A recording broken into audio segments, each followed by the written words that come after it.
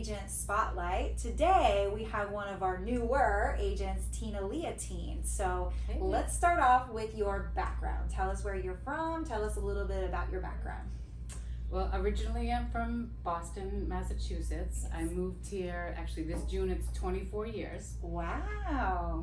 24 years. I didn't realize it was that long. Neither did I. Okay. It kind of went a little bit fast. Yes. So the first 10 years that I was here, I was able to stay home with my 4 children, which was awesome. Best job that I had ever. I know that 4 children thing well. Yes. Once they all went to school, kind of took a year off to be by myself for a little bit. Good for you. And then I was coerced into going into the timeshare industry. The timeshare industry. Yes. And how long were you doing that? 10 years I was in the timeshare industry.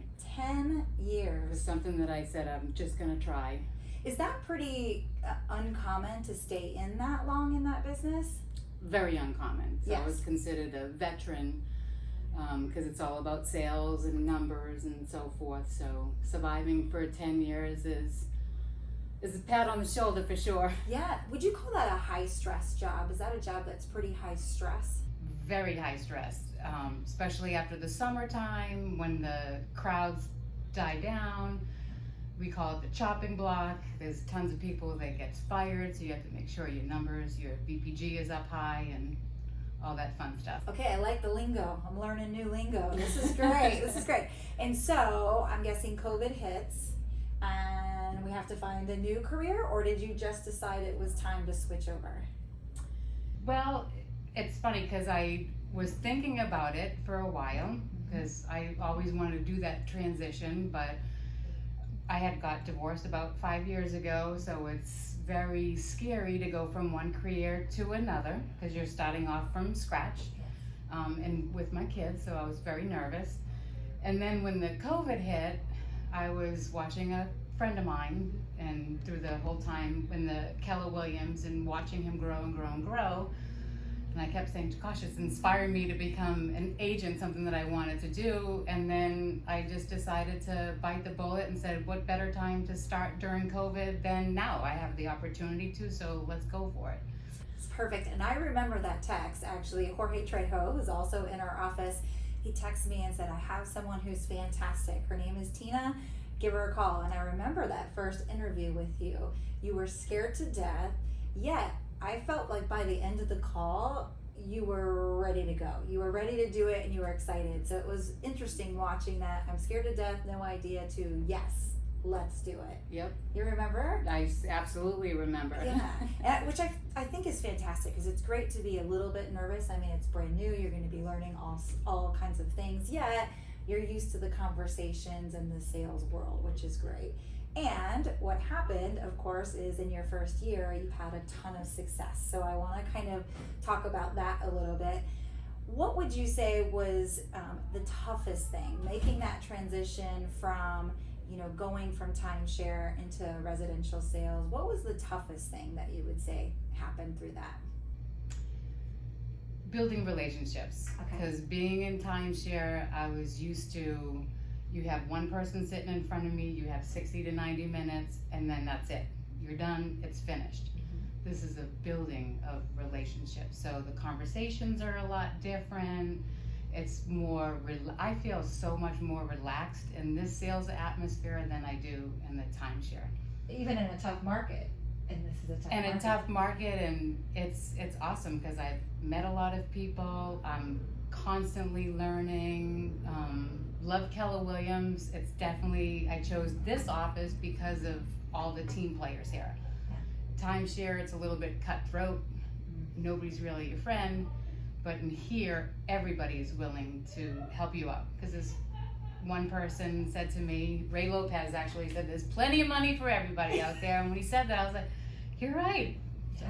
It is sometimes interesting to think about that. When you look at all the listings or all the buyers out there and you kind of look at, of course, now we have a ton of agents. Everybody feels like everybody has their license now. Yet in the scheme of things, there really is enough business, and figuring out then how do you find your niche and how do you build your market share. So I'm guessing, does it also, you have to teach yourself kind of patience again, because you're used to the very quick, like you said, you're in front and then you're done, and it's person, person, person. How does that work as far as teaching yourself patience and building that relationship? Like, what did you have to do or learn to kind of change those conversations? What did that look like? Probably like just take a deep breath and just, actually COVID was a perfect time to start because that was a great conversation starters. Yes. And it's just going from there and building. Yeah, because you could start with more of a care call. How are you doing? How are things going? That kind of thing. What advice would you give her for anybody that's thinking about making the jump because they've been interested in residential? What would your advice be for someone that was thinking about that? First, join Keller Williams because of the training. Hey! For sure. Hey! I like that. And just get yourself a good coach or a mentor, which has been provided in this office to me, and that has helped me be successful. Yeah. Knowing each step of the way, because it's about patience, and it takes a long time to build everything up and to see results. And when I first started last year, I remember it was a struggle, and then it was like, oh, I gotta make those phone calls was the worst thing for me ever. Yes. But then you just get used to it. Once you sit down and start making that first call, the rest just kind of flow. That's what was so great, is that you took action. Because we talk all about, we know what it looks like. We know what the secret sauce is. Like, here's what it looks like. Here's what you have to do. Yet so many won't take the action. But you were always willing, like, okay, I'm just going to do it. 'Cause let's face it, not many people like making calls and putting themselves out there. That's a tough thing. Yet it's just whether you're willing to do it or not do it. And that's what I loved about you. You were like, okay, I'm just going to do it. I don't love it, yet I'm going to do it and make it happen. And you mentioned kind of mentors and coaching and things like that. I think that's fantastic for everybody to know, is that when you came on, having that person, and multiple people, but especially one that you could go and you could shadow and things like that. Is that really high on your list as far as somebody making that jump to have that? Absolutely. Yeah. I was going to open houses, shadowing. I went on a listing presentation with a coworker, a buyer's presentation with a coworker, and it's absolutely helped along the way. Yeah, I mean, you think about it. A classroom is one thing. Actually watching somebody in action is a whole different ballgame, right? And seeing what they do, and everybody does it a little bit different. So sometimes you have to go out there. So you, again, saw success pretty quickly. How quickly did you have your first closing? I got lucky, actually. I got my first contract, I think it was in week 2 or 3. I went under contract, so I was very blessed about that. And then it just started. And then you can see the wheels starting to turn. And I guess I always had that mindset that it's gonna take a good year before you start to see results. So having that mindset made me continue to go forward. Yes. I'm not gonna lie, there were days where I'm like, oh my God, what did I do? This is crazy, I hate making those calls. Yes. But you pull through it, and then next thing you know, once you get in one of those moods, and next thing you know, you're under contract with something. So yeah, so 2 weeks. Week 2. That's amazing. And where did that business come from? Timeshare coworker referred, actually. So that was one of my fears, is when they say, well, go on your phone, how many contacts? And when you look at all my people in my contacts, I was like, well, they're all timeshare people. They're all real estate agents. However, I've gotten my first contract. I've gotten a listing from another coworker. So it's all about the people you know, and I hear that a lot. I don't want to bother the people that I know. When really, if you change your mindset around that, and it's more of the value you're providing, you'll find they do need you. They want to work with you. They'd rather work with somebody that they know and trust rather than a stranger a lot of times. So, and how'd that go? I know we were laughing. It was not exactly an easy transaction. And with each transaction, are you finding you're learning something new with each one? Absolutely. Yes. Because each one is so different, and there's always obstacles along the way. There is no closing that goes smoothly. So again, having that mindset through it all really helps me push through everything. Yes, it is, and it will never be the same. Like, you will never get bored at the job. I say this all the time because it's never the same. Day to day, transaction to transaction, market to market. I mean, each couple of years you generally have some sort of cycle. You never know what kind of market you're going to be in, which of course now we're in extremely limited listings right now, which is turning everything upside down. We're calling it the Wild West, right? So you're learning in a really tough time for buyers, which, everybody's just trying to figure out how do we get that offer accepted and that sort of thing. What would you say as far as building your pipeline? Because you mentioned like you're starting to see that come around. How are you organizing that as far as keeping it all together of who's in your pipeline, who to follow up? What kind of systems are you using to do that? Well, Command I use a lot. So when I first came in, it was in that transition. So I just always learned on Command. Yes. And the other thing mindset that I kept with Command is that system is designed for a little agent and huge agents. So I didn't get overwhelmed with everything that's on there, and I use a lot of those tools. I probably use a little tiny bit compared to what it has to offer, but I'm getting there. Yes. Yeah, and Command is our technology platform, which it is. It's not just a tool, it's a huge platform. And so there's a lot to learn with it. And it's like, if that's all you know, I've noticed people learn it a lot faster than them having to unlearn from something else into something new. So you were able to jump right in that, and that's really important too. Although everybody says it's the platform that you use that works best. It's just so many people don't use it. They don't use the automation, the smart plans, or whatever follow-up plans. Again, though, you're making those calls, and that's what's really important. What other tools do you use for lead generation? What have you found that you enjoy as well as phone calls that I know you love? What other things do you enjoy or have you experimented with? Well, I've gone door knocking, Yes. which can be pretty interesting. Yes, especially in the COVID world. Yes. Right? Yes. So I've had a gentleman answer the door in a suit but no pants on, so that was quite interesting to say the least. Welcome to the Zoom world, everyone. Yes. However, I was extremely nervous about doing that because that's uncomfortable to go knocking on a stranger's door. I never thought I'd ever do that in my life. However, people want to talk. Yeah. People love conversations, especially after COVID. When they see a human, they're just so happy about it. So I've actually gotten quite a few leads just by door knocking. It's so interesting. I haven't even thought that people do want to have conversation. They miss conversation. I talk about it in this office all the time. Like, we miss that community, and everybody's coming back now, and so that's building. So you're right. People may be more open to having a conversation, talking to a human instead of Zoom or the phone. Mm-hmm. So I think that's really interesting. So door knocking.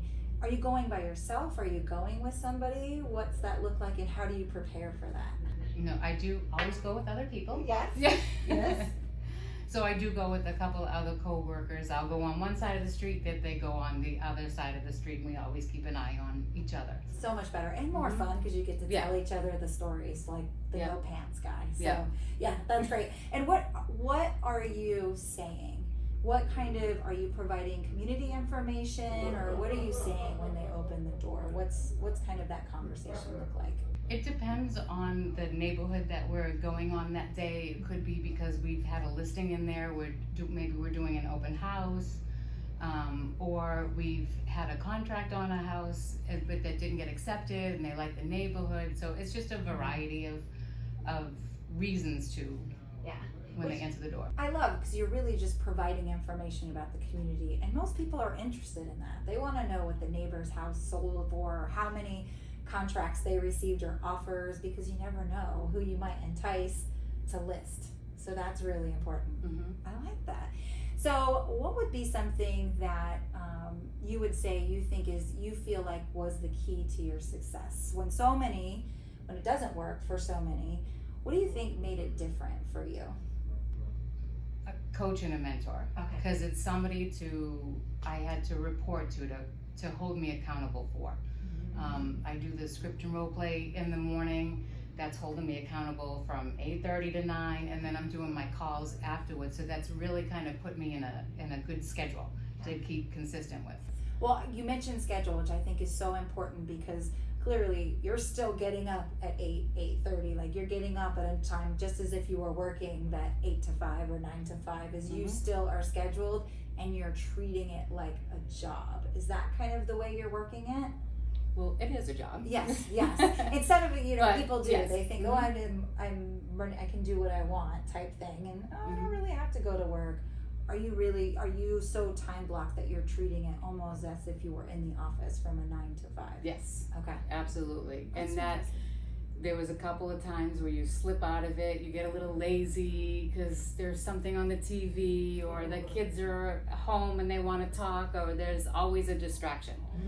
So, and I am easily distracted. As so many of us are as agents. So that's I think it's incredible. 4 kids, by the way, so no excuses. Like, you are making it work. I know how that is, and it is.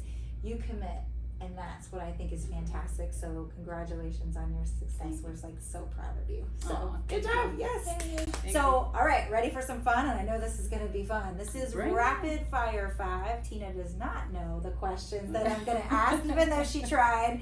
So let's learn a little bit more about Tina. Here we go. Ready? What was the worst job you've ever had? And don't say OPC. Oh, tell me more about that. OPC is off property concierge. So you get the people to come into a timeshare presentation. Hated it. I bet you have stories like that. So I guess maybe the rejection thing comes easy in the residential world versus that, because I can imagine that would be pretty high rejection. Yes, I've got some very crazy stories as well as timeshare crazy stories. I bet. But yes, I can handle the no. I'm so used to it. It just that's and I a can good thing. Tune out. Yeah. As well too. I don't hear that no. I just went. Shh, I didn't hear that. Let me hear it. What you're saying is not now. That's what I'm hearing, not now. So next week then? Yes, exactly. You're saying there's a chance. Okay. Would you rather be the funniest or the smartest person in the room? Ooh, that's a tough one. Probably the smartest. The smartest. Okay. Probably the smartest. I had to think about that too. That's a tough one. All right. Name 2 things that are on your bucket list. Things that you want to do in your life. Big 2 bucket list items. Gotta go to the Grand Canyon. Grand Canyon. Been on my bucket list for a long time. Yes. I love to travel. All right. So that is a must. And my most priority right now is getting my claw bathtub for my home. That's there. Are you remodeling the entire bathroom right now? No, or just you want the claw tub? I want the claw tub. I'm planning on purchasing a home next year, so when I do, I want my tub. I like it. Okay, now we can make that happen. That's by the end of 2021, right? 2021. Love it. Who is your secret TV or movie crush? Ooh. That's very easy. I'm a big fan of Shark Tank. Yes. And I absolutely love Damon John. Okay, that is great and unexpected, and I love that show. Now I'm never going to look at him the same. Yeah, he's just a cutie pie. What artist or band are you loving right now? Ooh, I mix it up a lot. Okay. So it depends on the day and it depends on what I'm doing. Okay. So my Sunday is always like Amy Winehouse. Oh, funky. Ella I like it. Fitzgerald's a little quiet, jazzy kind of music on Sunday. I like dancing, upbeat music. It really depends on what I'm doing. Okay. It really does. I get it. Like that depends, especially Amy Winehouse, super jazzy. I like that on a Sunday morning. Yeah. That's awesome. All right. Well, that's it for today's Agent Spotlight. Thank you very much, Tina. As I said, we're super proud of you and thank you for being with us. Thank you. Bye. Bye.